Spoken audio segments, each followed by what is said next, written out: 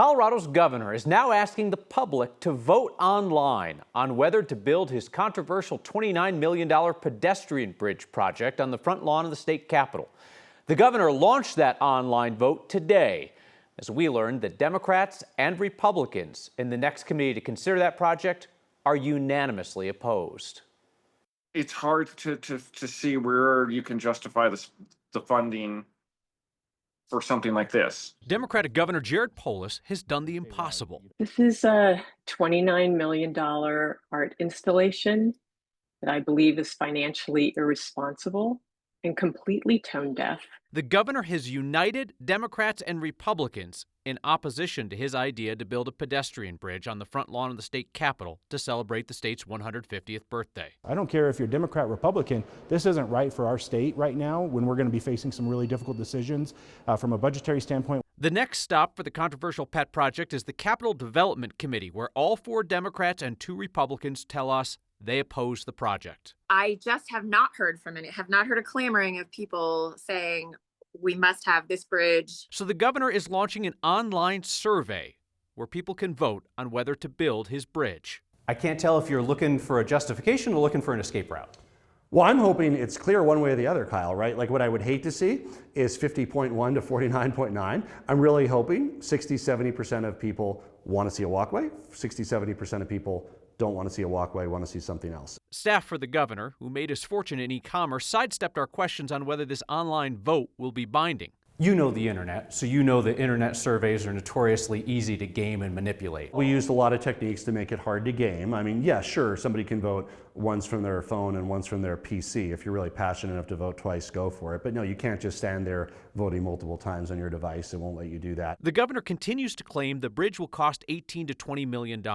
Internal documents we obtained through an open records request show the actual projected cost is $28.5 million.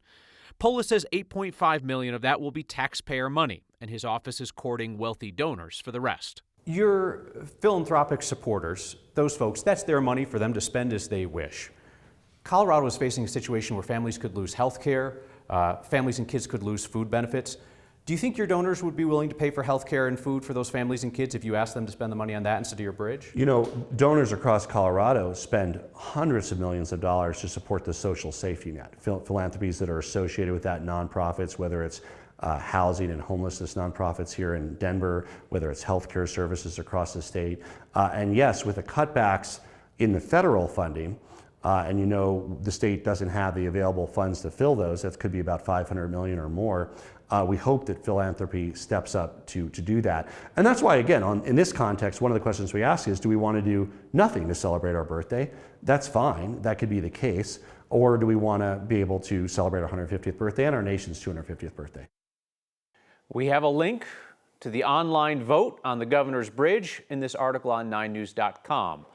If you go, you'll see the survey page makes the case for the bridge at some length, but it does include a link to our commentary from Next in opposition to the project. Hundreds of firefighters are still working night and day on the western slope, working several wildfires across nearly 15,000 acres.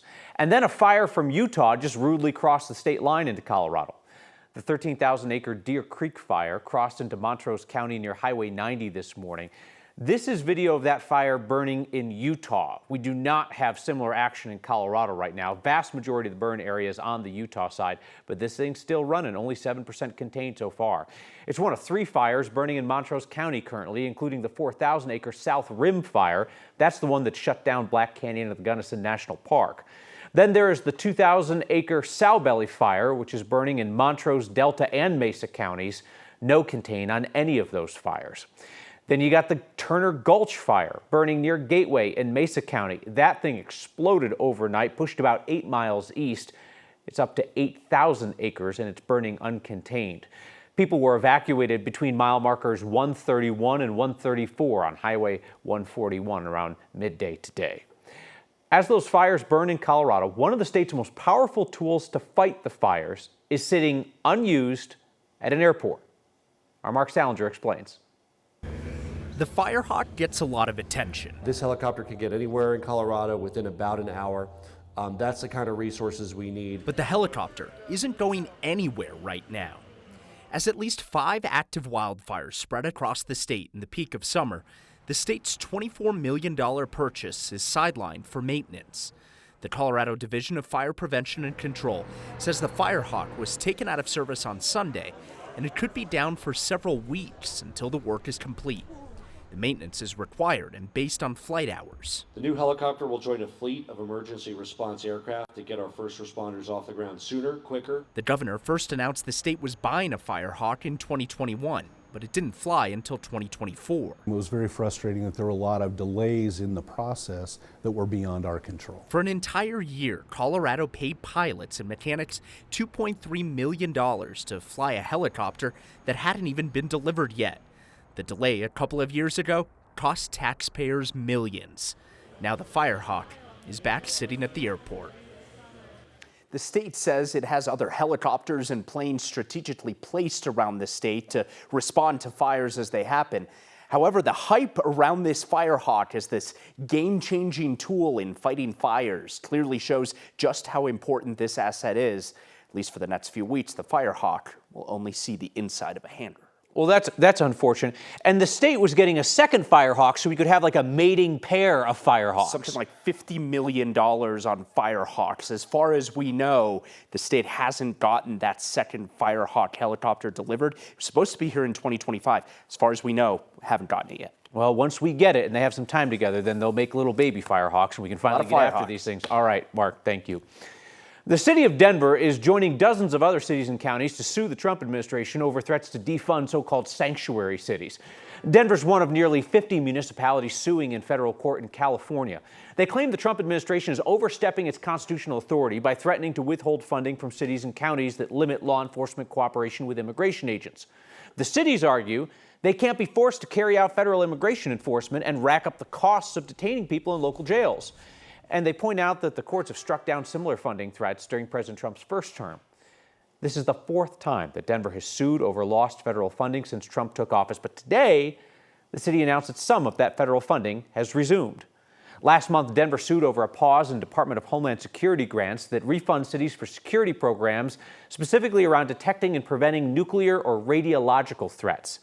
That funding is frequently used for security sweeps at large gatherings like sporting events, concerts, parades, campaign rallies. Denver said they had to cancel safety trainings and put off repairs when that funding was cut off unexpectedly. Today, the city said the administration has paid Denver back for all that lost funding. A memo shows the Trump administration wants to keep certain immigrants in ICE detention until their cases are resolved. That process could take years. Our Angeline McCall looks at how that could dramatically change immigration cases in Colorado. At the ICE detention facility, advocates worry new policy will mean longer detention stays. We found out this morning that it was happening. Andrea Loya with Casa de Paz works with people in detention when they're released from ICE custody. We are seeing anywhere from over a year to 6-7 weeks. It can very much depend on their case, on their access to a good attorney. She says the length of stay times are increasing, and the newest memo from the Trump administration says anyone who crossed into the U.S. without authorization is ineligible for bond, meaning they'll have to wait out their case in custody. That means that we're going to be seeing less people released, and I think that we're going to end up not seeing the harm to our community yet. I think that's going to be coming because we're going to see people spending longer time in detention. It could take years for these detainees to have any kind of conclusion to their case, years that they'll have to stay in ICE custody and wait. Is definitely a measure to push people to get back and sign a deportation order, or push them into just giving up and going back to wherever home country means. This memo was first released by the Washington Post. Also keep in mind, the One Big Beautiful Bill Act dedicates $45 billion to expand ICE detention to 100,000 beds.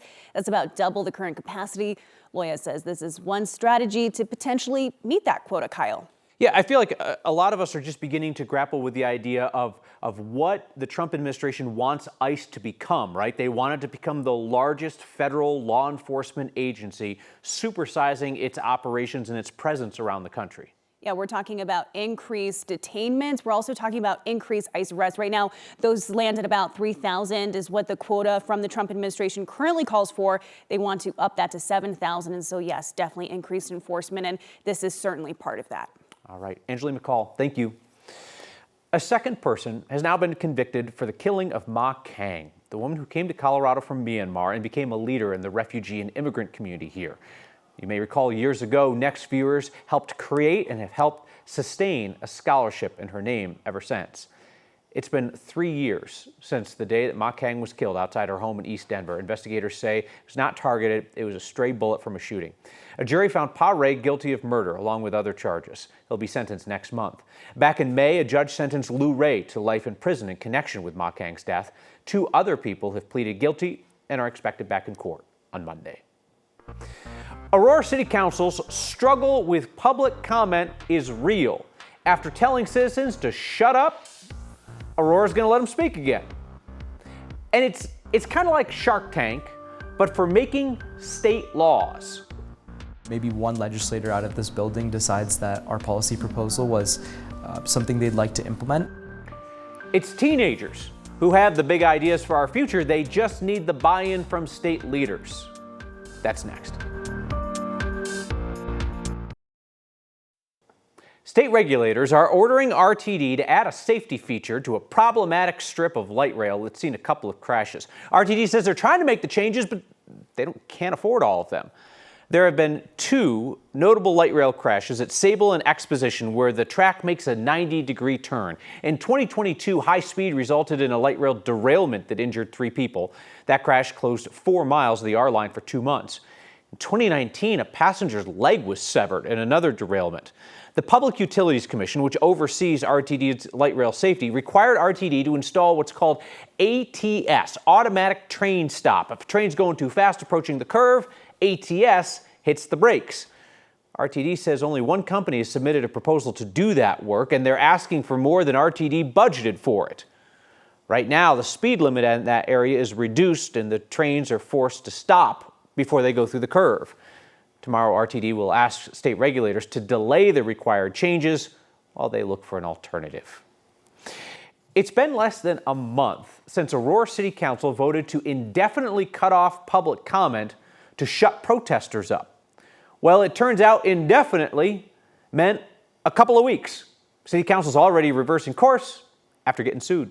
A few weeks ago, City Council voted to suspend in-person meetings and stop taking public comment while the city goes through a legal battle over the police shooting of an unarmed black man, Kylan Lewis. Since last May, protesters have regularly disrupted multiple city council meetings demanding accountability, and Lewis's family has filed a wrongful death lawsuit against the city.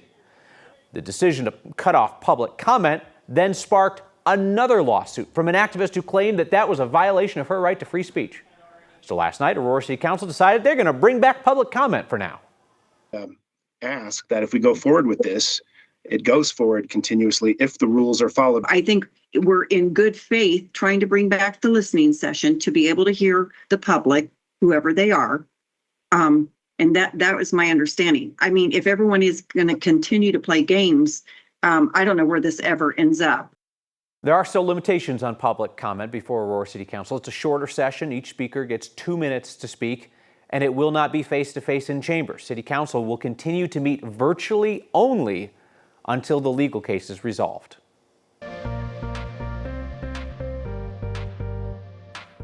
Windy and warm today with afternoon highs in the mid-90s. But big changes tomorrow with the arrival of a cool front that will come in a matter of hours. Not entirely quiet out there. We've been tracking isolated gusty thunderstorms throughout the day. Storms with a lot of wind and lightning sparking some grass fires in Douglas County and not bringing that beneficial rain we need. But the fear tomorrow is maybe too much of a good thing, as flash flooding and large hail could be a big potential with the storm that's coming in the afternoon. We're looking looking at current readings, still pretty mild out there in the mid-80s. The wind continues to be an issue, shifting, and as it does so, will bring a plume of smoke into Colorado. We already have an air quality alert out for the Grand Mesa and Western Slope areas for wildfire smoke that's only going to increase and intensify overnight tonight, pushing over the Continental Divide along the Front Range and into the Denver metro area. So air quality will be a big concern in the next 24 hours. Tonight, the severe weather threat is in Nebraska. That's where the severe thunderstorm watch is in play. We're tracking isolated gusty storms moving from the northwest to the southeast tonight, but not severe. Temperatures in the 80s now will drop into the 70s over the course of the next few hours, and your 7-day forecast includes a potential weather impact alert for Wednesday tomorrow. A lot cooler, yep, 83 degrees, rain in the forecast, yep, but severe weather threat pretty high tomorrow. We've got a couple of thunderstorms in the forecast Thursday and Friday, and then a pretty good looking weekend coming up. We're back to sunshine and 90s next Sunday and Monday. Some teenagers with big time ideas are getting called up to the big leagues to pitch them. I'm pretty nervous, but again, I'm pretty excited. I call it like nerve-sighted.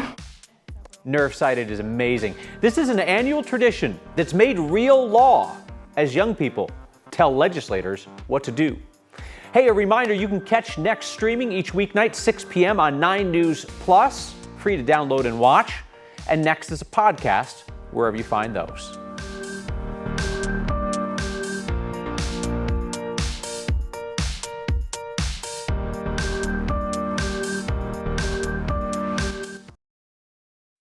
We say children are the future, which, depending on the situation, can either be the God's honest truth or it can be patronizing BS.